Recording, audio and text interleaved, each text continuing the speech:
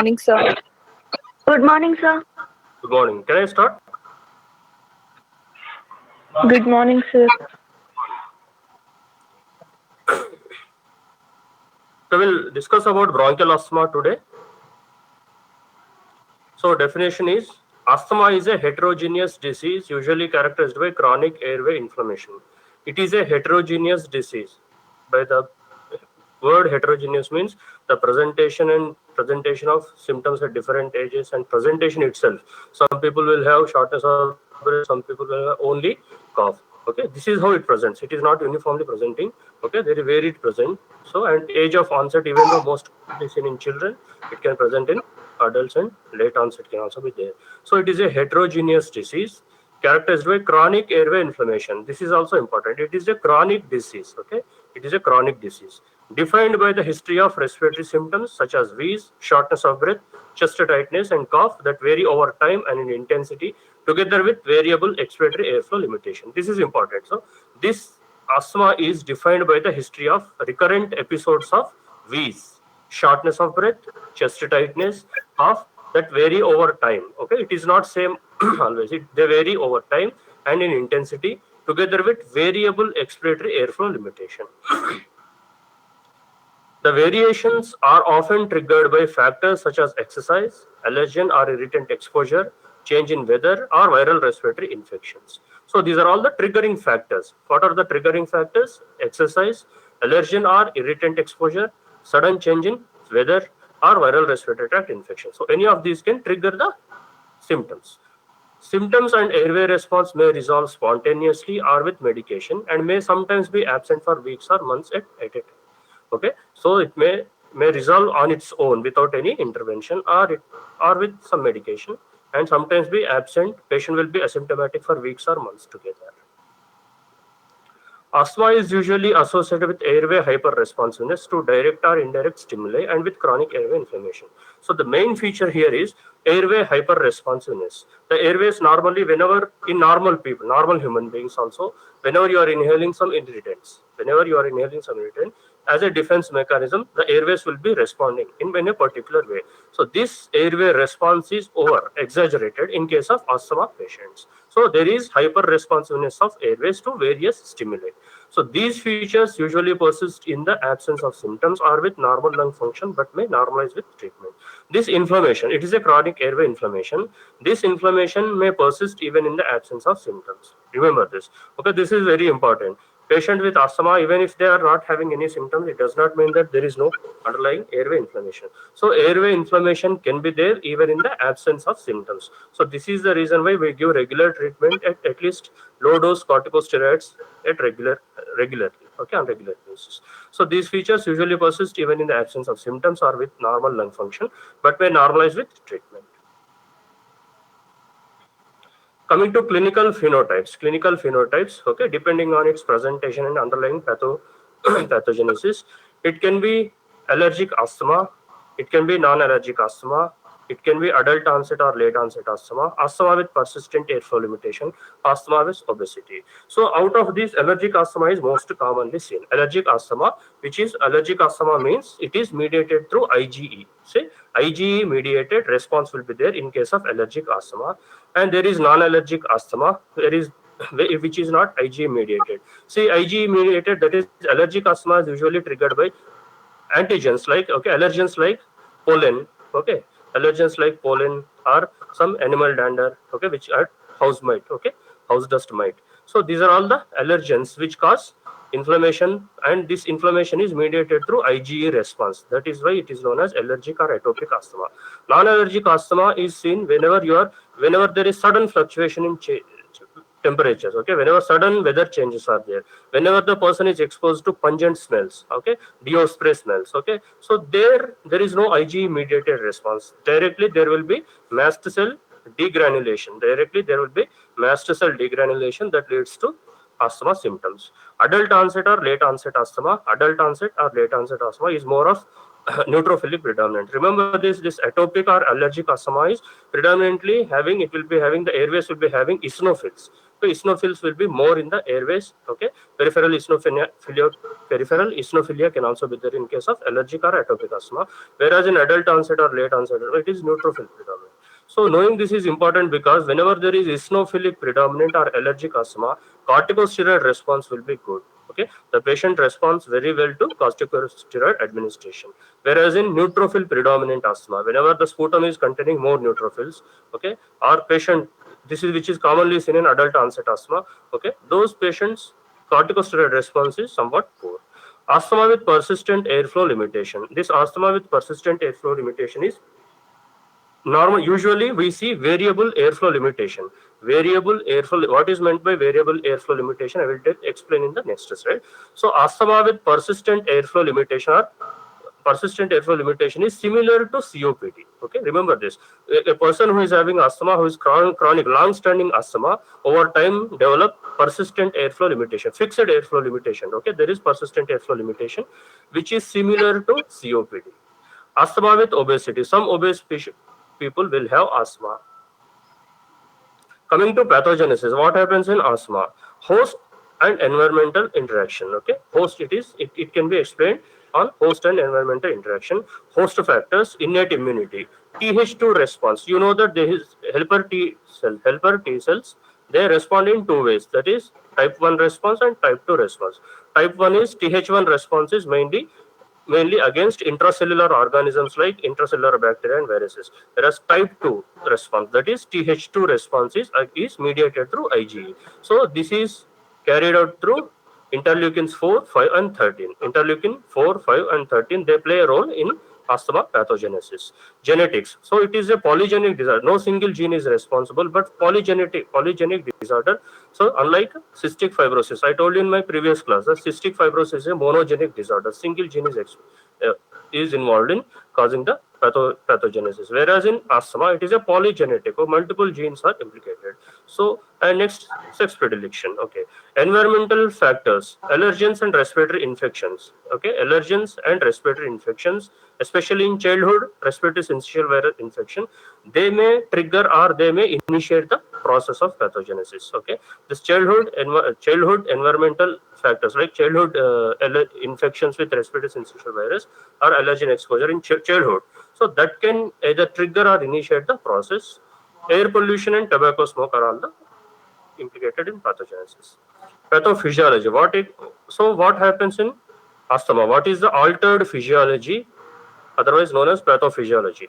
Altered physiology in bronchial asthma patients. There is bronchoconstriction. You know that there is hyperresponsiveness of airways and there will be bronchoconstriction. And there is airway smooth muscle hypertrophy and contraction. Airway smooth muscles. ASM means airway smooth muscles will be hypertrophied and they contract. Okay, exaggerated response will be there in response to various stimuli. Airway edema will be there. Mucus hypersecretion and mucus gland hyperplasia will be there. Mucus hypersecretion and mucus gland hyperplasia. Airway hyperresponsiveness. Airway remodeling. So this airway remodeling is a late feature. Airway remodeling is characterized by submucosal fibrosis. Once this airway remodeling sets in, so the patient will slowly progress to persistent airflow limitation, that is COPD phenotype, something similar to COPD.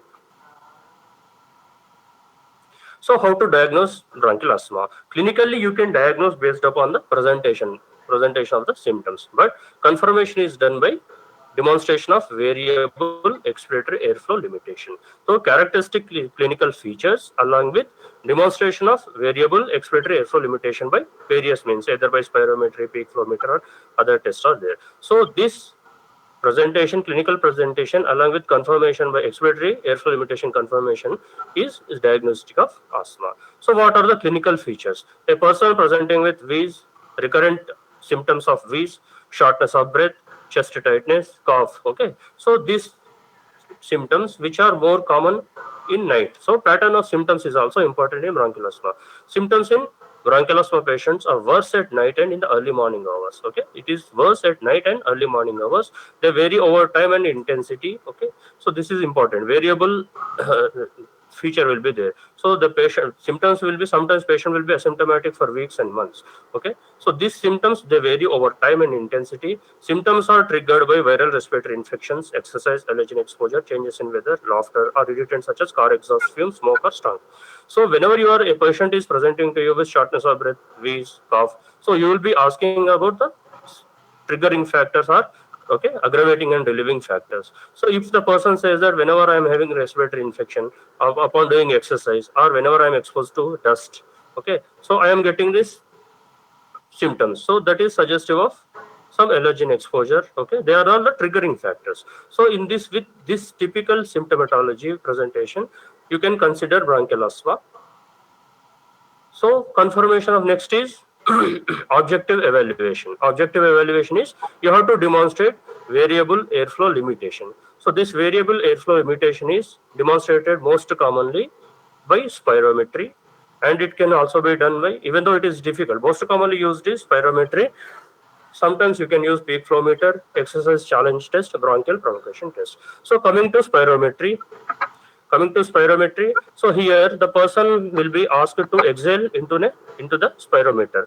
Okay, the person takes a deep breath and blows as hard as possible into the tubing. So the forced expiratory volume in first second and forced vital capacity will be noted. So this forced expiratory volume in first second to forced vital capacity ratio, whenever it is less than 0.7, that is 70% or 0.7, that is suggestive of airflow limitation. That it means that there is airflow obstruction. Okay, so whenever this ratio of forced expiratory volume in first second to forced vital capacity is less than 0.7, it suggests that there is airflow limitation. But you have to, this airflow limitation can also be there in other conditions like COPD and bronchiectasis. So you have to see whether it is variable airflow limitation. Okay, variable airflow limitation. So what you do is you give 200 micrograms of salbutamol, that is bronchodilator. Okay, and after 15 minutes you repeat the test. So after giving bronchodilator, if the forced expiratory volume in improving, that is there should be improvement of forced expiratory volume after giving bronchodilator. So this improvement should be at least 200 ml plus 12%. Okay, so this criteria should be, this is a criteria to know whether it is variable airflow limitation or that. So forced expiratory volume in first second or forced vital capacity, any parameter you can take. So forced expiratory volume in first second or forced vital capacity, if it is improving after bronchodilator administration by more than 200 ml plus 12%. So that is confirming bronchial asthma. That means it is variable airflow limitation. That is important. Okay. So coming to peak flow meter. Even the most commonly used is spirometry. The advantage of peak flow. What is this peak flow meter? This is peak flow meter. It is a handheld device. Okay, there are markings on it. Okay, in the liters per minute. So this measures peak expiratory flow rate. So this measures peak expiratory flow rate. So normally peak expiratory flow in normal human beings is between 400 and 700. Okay, so it should be more than 400. So if it is peak flow, if on peak flow meter examination, if the peak expiratory flow rate is less than 400, then it is considered diagnostic of bronchial asthma.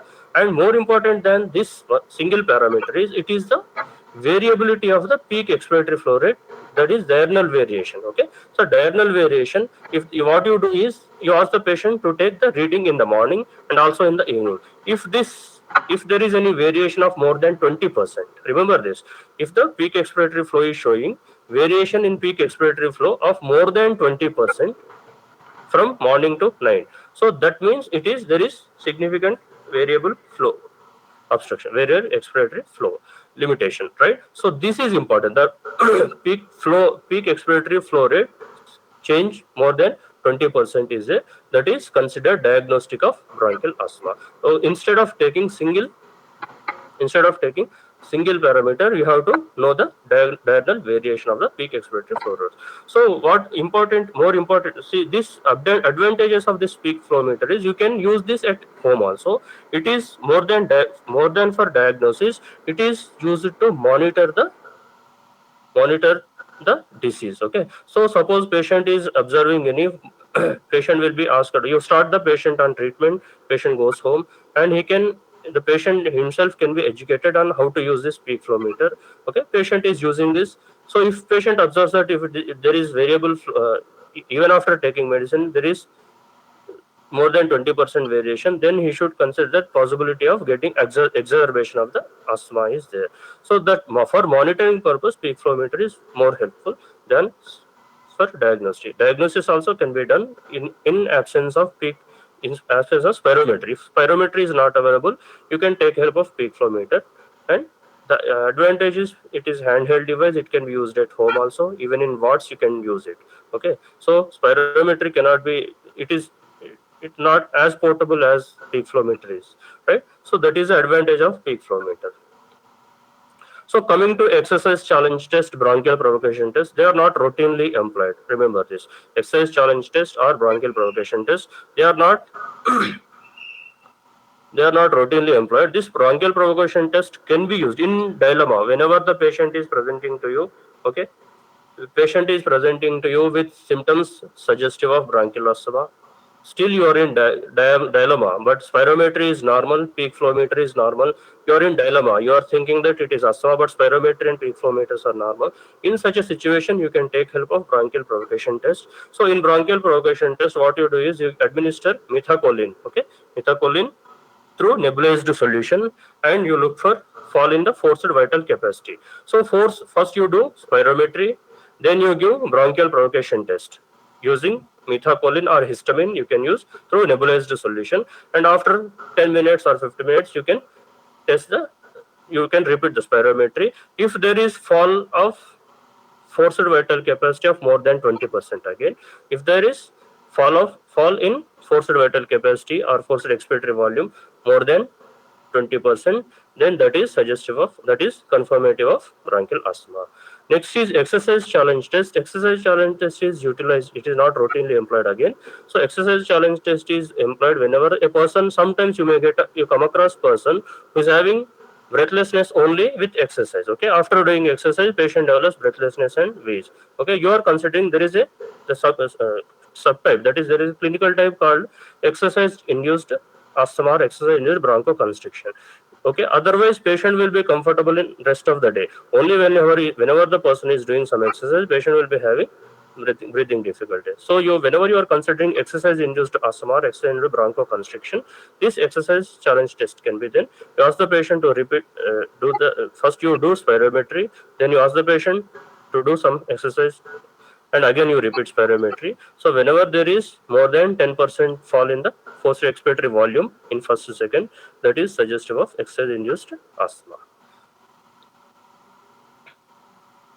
So coming to differential diagnosis, a patient may be present. Okay, a patient with cough, breathlessness need not be always asthma. It can be because of other conditions like chronic upper airway cough syndrome. Chronic upper airway cough syndrome is nothing but chronic sinusitis. Okay, a patient who is having chronic sinusitis, upper airway cough syndrome. Because of the post nasal drip, patient will be having chronic cough. And remember that there is cough variant asthma is also there. That's why it is known as heterogeneous disease. So this is also, so whenever a person who is having only cough variant asthma, so one of the diagnostic differential would be chronic upper airway cough syndrome. This patient will be having cough particularly at nights. So same thing happens in bronchial asthma also. Okay, so chronic upper airway cough syndrome, which is secondary to postnasal drip and chronic sinusitis. Inhaled foreign body, particularly in children, which is very common. Okay, inhaled foreign body, patient can have breathing difficulty, and you can also hear wheeze, particularly in children. Bronchiectasis. So this bronchiectasis can be easily identified on either chest X-ray or CT scan. So high resolution CT scan will be confirming whenever you are considering bronchiectasis in the differential diagnosis.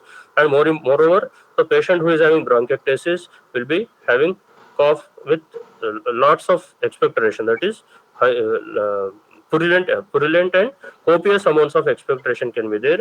You may also see clubbing in case of bronchial. So these are the differentiating features of bronchiectasis from bronchial asthma. Okay, so the treatment will be almost the same. There is some common treatment measures in bronchiectasis and bronchial asthma, but you have to differentiate both. Okay, So bronchiectasis can be identified by presence of copious amounts of expectoration. On auscultation, you can hear coarse crackles, and patient may be having clubbing. And X-ray or high-resolution CT scan will give you the picture whether it is bronchiectasis is there or not. And remember this: sometimes you can have bronchiectasis coexisting with bronchial asthma, particularly in patient with allergic bronchopulmonary aspergillosis. You know that what is allergic bronchopulmonary aspergillosis? Patient will be allergic to this antigen, aspergillus antigen, and patient will be having bronchiectasis and bronchial asthma component, both will be there. So next is congenital heart disease, can be in the differential diagnosis. Parenchymal lung diseases can be there, like pneumonia particularly in children. So cardiac failure can also be there, tuberculosis can also be there. So these are all the differential diagnoses one needs to consider while treating a patient presenting with symptoms of bronchial asthma. Coming to treatment of bronchial asthma, corticosteroids constitute the mainstay of treatment. Okay, so corticosteroids are the mainstay of treatment. They are anti-inflammatory agents, and they are more helpful in case of allergic or atopic asthma. Okay, corticosteroids are mainstay of treatment, and they are more useful in case of allergic bronchopulmonary aspergillosis also. Bronchodilators for immediate symptomatic relief. So what are the bronchodilators? Can you tell me what are the bronchodilators?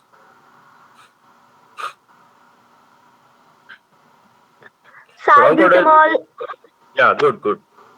Okay, beta 2 agonists like salbutamol, terbutaline, okay, formoterol, all those things are beta 2 agonists, and they are bronchodilators. And anticholinergics like ipratropium, tiotropium, they are also bronchodilators. So usually what we give is combination of inhaled corticosteroid in a stable person, okay, in a stable person who is not in respiratory distress, who can be treated on OP basis. Okay, patient is having symptoms but he is stable, his pulse oximeter is showing oxygen levels adequate, okay, and patient is not having any intercostal recession, not patient is not using any accessory muscles of respiration. In such a situation, you can use combination of inhaled corticosteroids and long-acting beta-2 agonist. So what are the examples of long-acting beta-2 agonist? Long-acting beta-2 agonist. Formoterol and salmeterol. Okay, salmeterol and formoterol are long-acting beta-2 agonists, so they can be used in stable patients. When leukotriene receptor antagonist, what are the examples of leukotriene receptor antagonists? Montelukast and Zafirlukast. Very good. Okay, so leukotriene receptor antagonist, montelukast and zefolukast, they are used as add-on therapy. Okay, so mainstay of therapy is corticosteroids and bronchodilators, right? So first line of treatment is corticosteroids. Next, and we add long-acting beta-2 agonist for controller. So remember this. Okay, there is controller therapy and reliever therapy. Reliever therapy is they relieve symptoms. So long-acting beta-2 agonist is a reliever. Okay, long-acting beta-2 agonist is used as reliever medication, means they reduce the symptomatology. Controller means they control the inflammation. Okay, the basic problem is inflammation. The inflammation is controlled by inhaled corticosteroids. So inhaled corticosteroids are controllers, whereas long-acting beta-2 agonists are relievers. So this combination of inhaled corticosteroids and long-acting beta-2 agonists are used. So leukotriene receptor antagonists are used as add-on therapy whenever the patient is not relieved adequately with this inhaled corticosteroids and long-acting beta-2 agonists. So other conditions where you can use this leukotriene receptor antagonist is a person can be having allergic rhinitis along with bronchial asthma. Okay, so patient may be having symptoms of allergic rhinitis, okay, in addition to bronchial asthma. In such a situation, you can add leukotriene receptor antagonists. Then methylxanthines, deriphyllin, etiophyllin, all these are methylxanthines.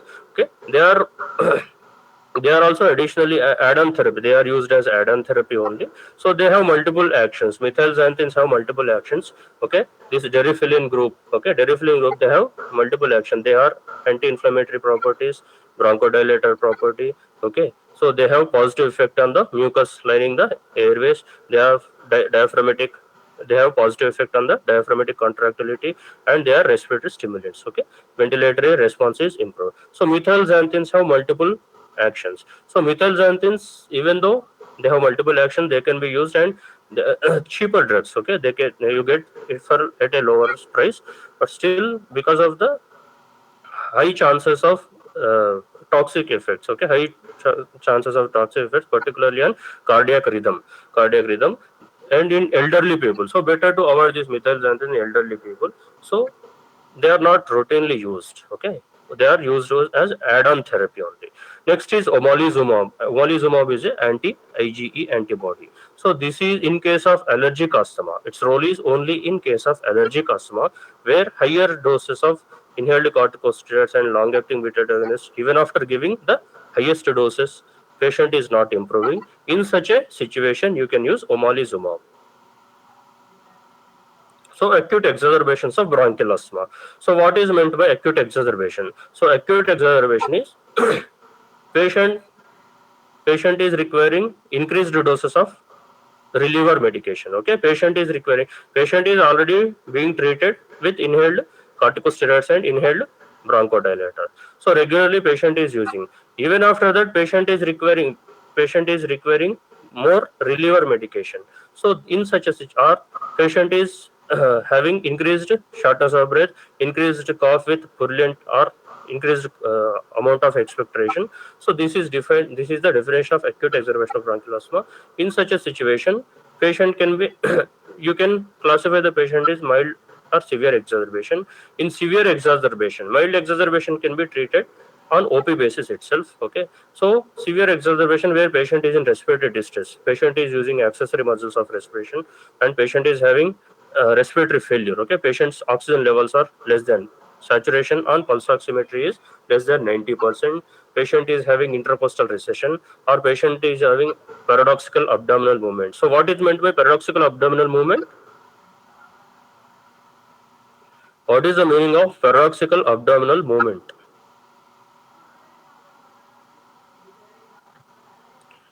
See, whenever you are taking inhalation, the abdomen will be moving forward, right?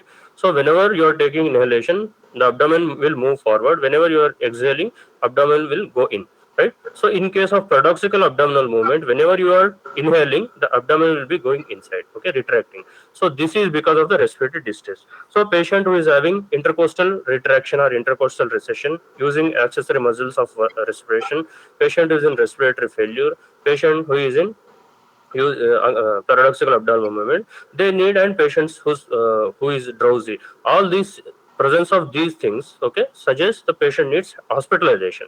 Patient should be hospitalized, and patient should be given immediate inhaled bronchodilators for immediate relief. Okay, inhaled bronchodilators for immediate relief. Next, parenteral corticosteroids, oxygen supplementation, non-invasive ventilatory supports. Okay, non-invasive ventilatory support. What is meant by non-invasive ventilatory support?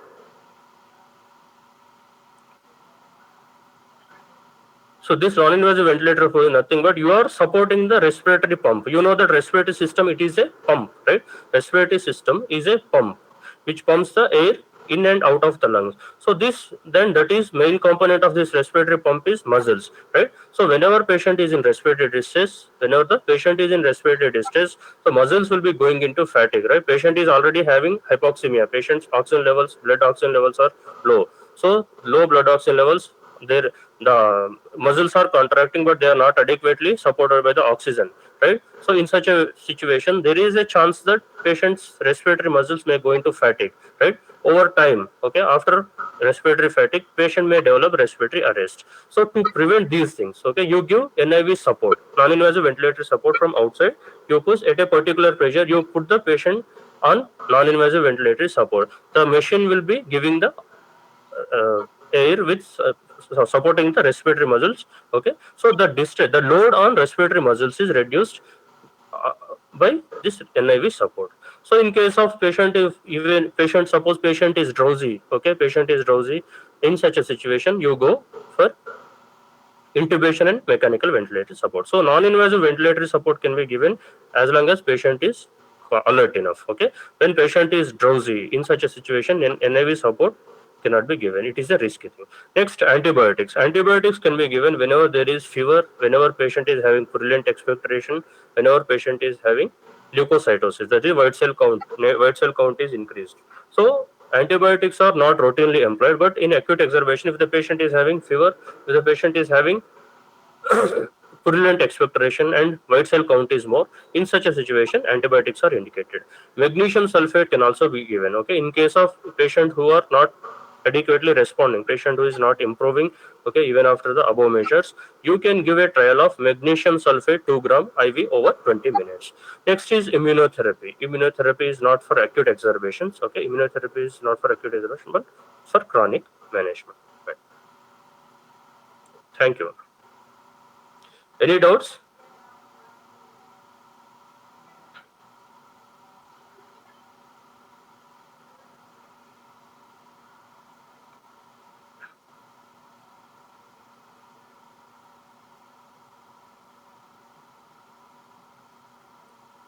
Any questions?